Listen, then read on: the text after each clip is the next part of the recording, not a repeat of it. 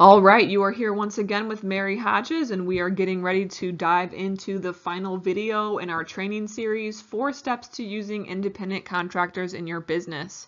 I hope up to this point you've enjoyed everything so far. I know I've really enjoyed teaching you. At Lean Legal, we're really about educating startups and businesses on just knowing some of the legal issues that can come up when they're operating and can cause trouble for them down the line. We really want them to avoid that. So that's why we're doing what we're doing. And let's get right to it. So our fourth and final step in the 4-step guide is using independent contractor agreements. And one quick thing before we really get started into this series that I want to talk about is a lot of times companies already have independent contractor agreements set up, but their contractor agreements may have some red flag terms. And as we go through this, we're going to talk about what some of those may be. So typically, you want to have certain provisions in your contract that kind of reflect what we've been talking about economic dependence and control. So some important provisions you need to consider is compensation. How's the contractor going to be compensated for his or her services? Typically, it's oftentimes you might see contractors have a specific hourly rate for a job, or you're even negotiating pay by the project. Independent contractors are not usually compensated a predetermined sum regardless of how much work is completed. Something that would be akin to somebody that's on a salary. And also with compensation, usually the compensation is either at the beginning or end of the project, or maybe half in the beginning, half at the end when the project is completed. But you're not typically going to see, I'll pay you by the week, or I'll pay you by the month. So it's usually on a per project basis. There are contractor situations where there also could be commissions involved as well. Control. Obviously, you know more about this entire factor since we went over step 3 in the last video, but you don't want provisions in your contract that contradict what we talked about in the last video. So you don't want to require certain things from the contractor about the who, what, wheres, and how that the manner and means of work are completed. In fact, you want to expressly state in your contract that the contractor has control over the manner and means of how the work is to be performed. So those are things that are going to be helpful in your contract agreement. Then you come to expenses.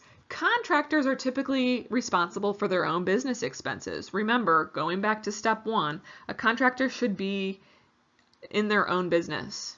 And part of that is going to be having your own business expenses that you're responsible for. So again, you'll want contract provisions that expressly state the contractor is responsible for their own expenses.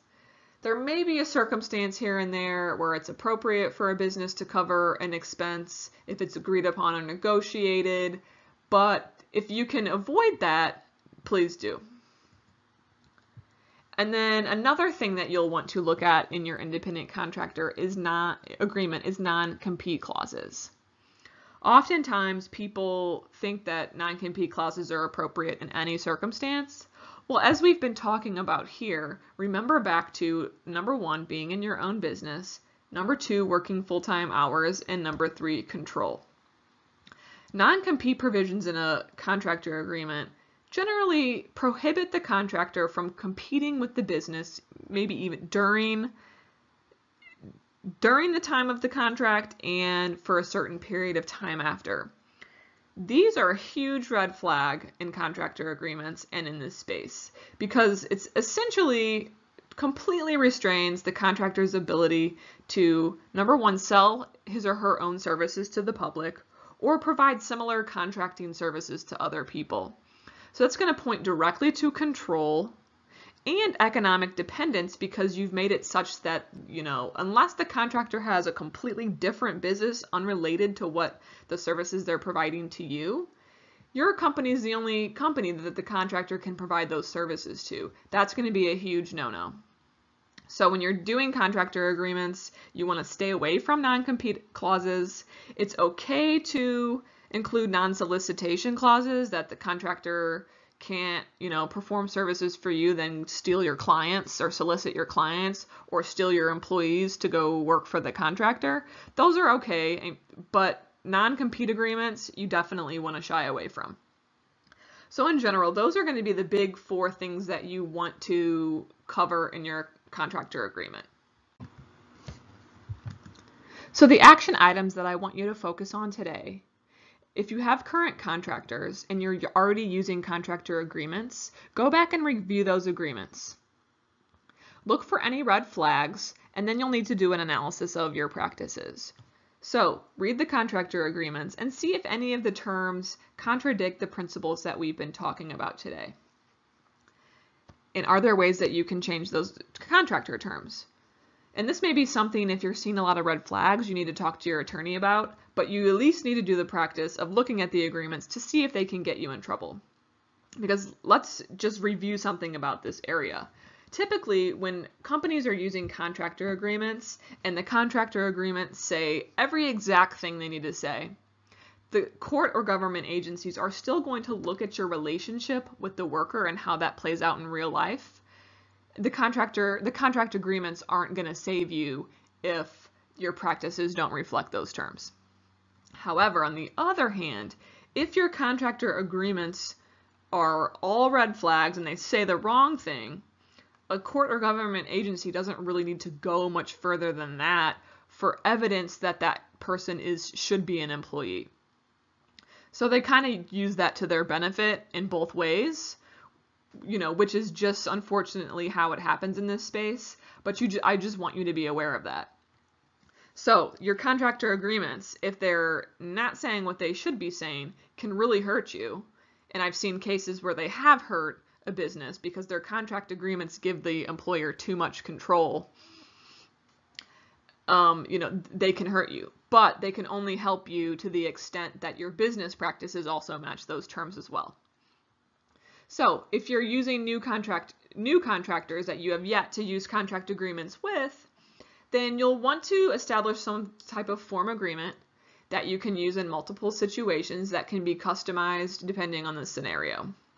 And then again, you'll want to always be conscious of your business practices. Go back to, the first step, and every time you get a contractor, look at these steps and make sure you're doing what you need to do to stay compliant. So that wraps up our training series on the 4-step guide to using independent contractors in your business. And the goal of this training was to give you the basic background and some quick action steps that you can start applying right away. So I really hope you guys enjoyed it and that you've started to think critically about how these issues may be affecting your business. And since this mini training has only scratched the surface, I've created a course that can help your business minimize the risk that your contractors are later classified as employees. The course is divided into various lectures that you can start and stop and complete on your own time. So there's 2 hours of comprehensive training materials, which includes deep analysis of the 20-factor test and a case comparison, so you can see an example of one case where a worker was found to be an independent contractor and another case where a group of workers were found to be employees. This exercise gives you a really good idea of some real-life situations and some do's and don'ts in that area. And then we'll go over the IRS test and the Department of Labor Economic Realities test, because those tests apply on the federal level to most businesses. And then in the lectures, we talk about next steps for your business. And not only do you get the lectures, but you have access to some really awesome bonuses. So included in the bonuses, there are form independent contractor agreements, one for a single project assignments, and the other if you're using a contractor on a recurring basis. These form agreements are simple, easy agreements that can be used in a multitude of business situations, and that can be customized for use. We also include some self-assessment tools that actually allow you to do a self-analysis of your business practices so you can determine what ways you need to make adjustments. And then there's a 50-state survey that's also included that looks at the contractor test in each 50 states for the purposes of unemployment and workers' compensation. So if you're using contractors in more than one state, this could be a really helpful guide for you.